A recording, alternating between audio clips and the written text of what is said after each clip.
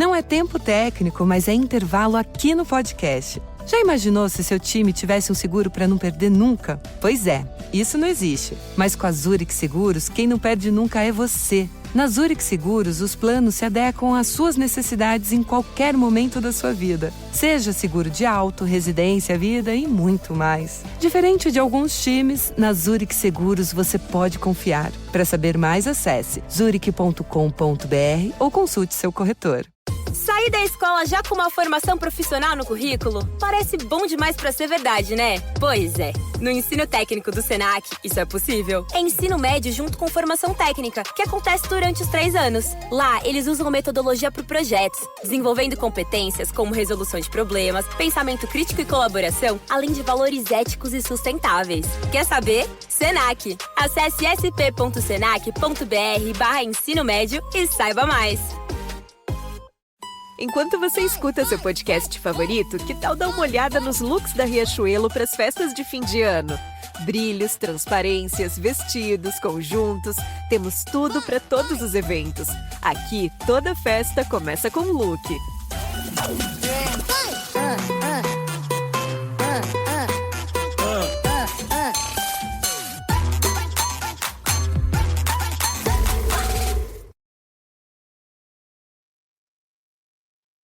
Welcome to the Eagles Checkdown, fastest under 10-minute Eagles podcast there is, covering news, notes, and opinions on your favorite football team, the Philadelphia Eagles, right here on the Eagles Pinpool Podcast Network.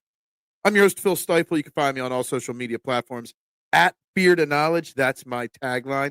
That's how you find me. And you can find me hosting Trending in the AM on the STT Sports Network Monday through Friday, 8 a.m. for 90 minutes of trending sports topics, the only show in Philadelphia where your opinions actually matter. Guys, it's Eagles, it's Commanders week, it's Thursday. We've got our first practice report of the week, and there's some big news on the Eagles practice report to begin this week here. So we're going to cover that today. We're going to start looking at the Washington Commanders and the importance of this game, or lack thereof of it, going forward for the Eagles and for the Commanders.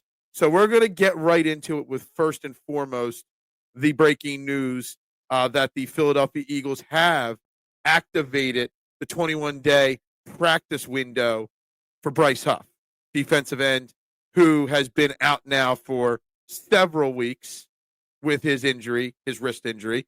So that's a huge step and a huge win for this defense. They also signed a tight end to the practice squad, but that's a little less important.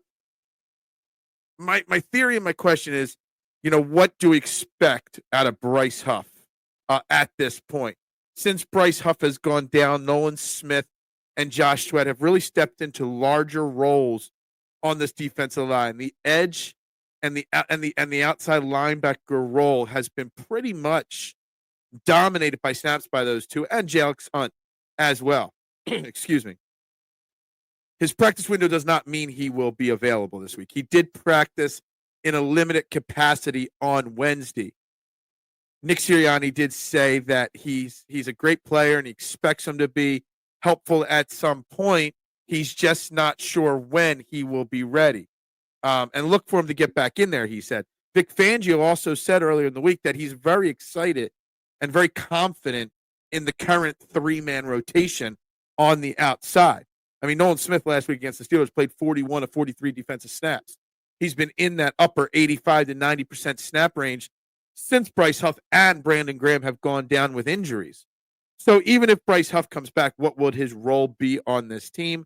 I think it's questionable. He did not do well so far in his career with the Eagles, but he was trending towards being better and finally understanding the very difficult Vic Fangio system that he was being asked to play in for the very first time. So I think it's great, because I do think that it's very hard in the NFL to win with just 3 edge rushers in that rotation. It's very hard to win and keep guys fresh when you've only got 3 guys. So I think Bryce Huff returning, whether he returns this week or next week against Dallas, it's a big win for the Philadelphia Eagles to get him back and in the lineup for the Eagles. The rest of the practice report on Wednesday, a lot of rest on it.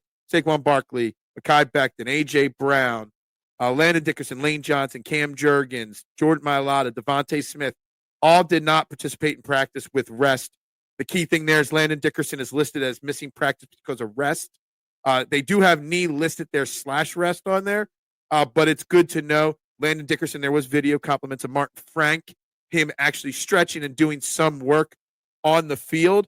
But a majority of the offensive line and obviously Saquon Barkley and the running backs and the wide receivers, the stars pretty much did not practice at all, which is as expected at this point of the season.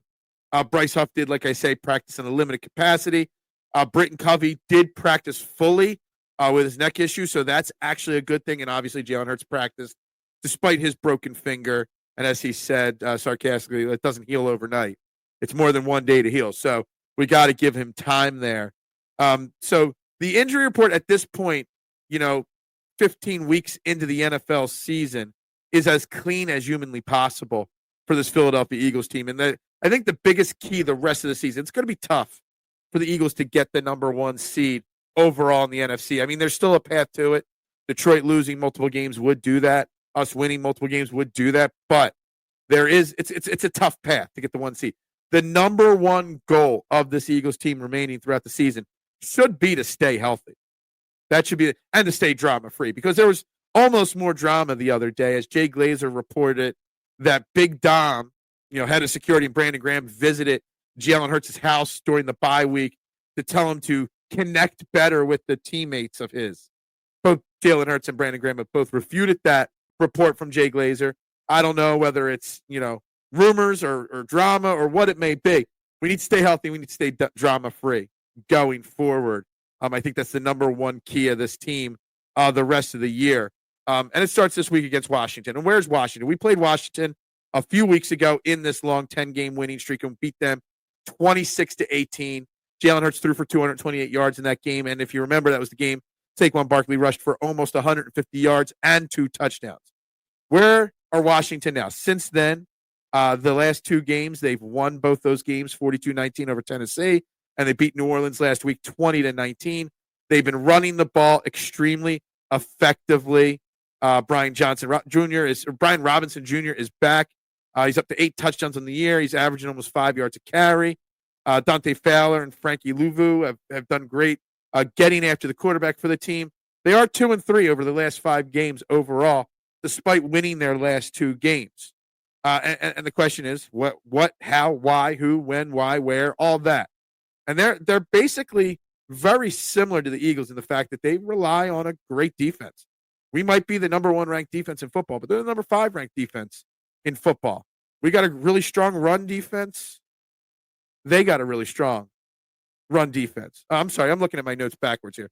They're 11th ranked defensively here. Sorry, but they got a strong pass defense, a little weak against the run. Sorry, I was looking at their offense there. Their offense is very elite, just like ours. Very effective running the football, iffy passing the ball. But anyway, the key to beating Washington is obviously attacking them on the ground, being the 25th ranked rush defense in football. The Eagles did find something opening up the passing game, last week. But this might be one of those games where we go back to relying on the running game again. Obviously, that is how we dominated them last time that we played them. They don't turn over the football much. They also don't create many turnovers. Bobby Wagner leads the team, no surprise, in tackles throughout the season. So to beat Washington, when you're looking at the numbers, it's attacking their defense on the ground, and it's stopping their ground attack in Brian Robinson. They're the 2 keys of stopping and attacking for this team. Brian Robinson missed a few games, but is still a very effective running back, and their defense is susceptible, and we proved that. The question is it a must-win? The narrative coming out of Pittsburgh was, well, if Pittsburgh loses, it's no big deal, because this week against Baltimore is the game that they really care about. Washington's sitting at 9-5 right now. Theoretically, he's got to win 1 more game, comfortably 2 more games. Their last 2 games are against the Falcons and the Cowboys. The Cowboys are washed already. Definitely by the last week of the year, they'll be washed. The Falcons are turning over the reins of their team over to Penix, the rookie quarterback. So, they have 2 more wins on their schedule. So will they be as focused this week against the Eagles? I don't know. And that could be where, advantage again. And also for the Eagles, I mean, We got the Giants and the Cowboys. Will we, have that letdown this week? Because it's going to be very hard to go 15-2 in the season and win. What would that put us at? 13 straight wins heading in the playoffs. Very difficult to do. So the question is, how is this all going to play out? We'll get into the keys of victory tomorrow and whether I think the Eagles will win or not on tomorrow's episode. But it'll be a fun game this weekend, and we'll see how it goes. Guys, this is the Eagles Checkdown right here on the Eagles Pinpoll Podcast Network. I'm Phil Stiefel. Tune in to Trending to the AM at 8 a.m. on the STT Sports Network. I'd greatly appreciate it. Guys, go Birds, and bubbles up to you.